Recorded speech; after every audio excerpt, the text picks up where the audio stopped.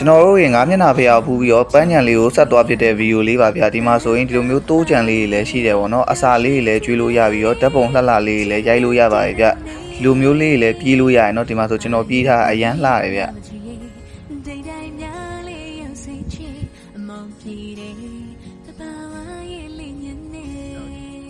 အခုဆိုရင်တော့ပန်းချံတွေကိုရောက်လာပြီပေါ့နော်ပန်းချံတွေကိုကျွန်တော်တို့ကတော့တောင်ပတ်လန်းနေပြီးတော့ကားနဲ့တက်ခဲ့ရပေါ့နော်ဝင်ကြီးလေးတော့ပေးရပါတယ်ဗျဝင်ကြီး60ဘတ်ပေးရပါတယ်နော်ဒီမှာဆိုရင်လည်းအရန်လာရင်တော့ပန်းကင်းရအကြီးပါပဲဗျသူပန်းကင်းရတစ်ပတ်လုံးပတ်ထားတောင်တစ်ပတ်လုံးပတ်ထားတာပဲဖြစ်ပါတယ်ခင်ဗျအဲ့ဝင်ကြီးလက်မှတ်ကလည်းကိုစားခြင်းတဲ့ဟာနဲ့လဲစားလို့ရပါတယ်နော်ရေအေးအကုန်လဲတောက်လို့ရပါတယ်ဗျဒီမှာဆိုရင်လူတက်ပုံလှလှလေးရိုက်လို့ရတဲ့နေရာလေးအများကြီးရှိပါတယ်နော်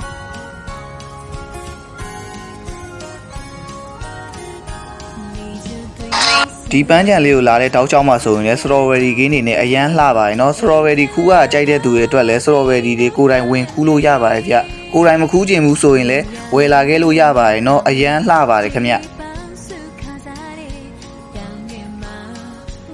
ဘလော်လေးကတော့ဒီလောက်ပါပဲเนาะကျွန်တော်ဓာတ်ပုံလေးဆက်ရိုက်လိုက်ပါဦးမယ်ခင်ဗျ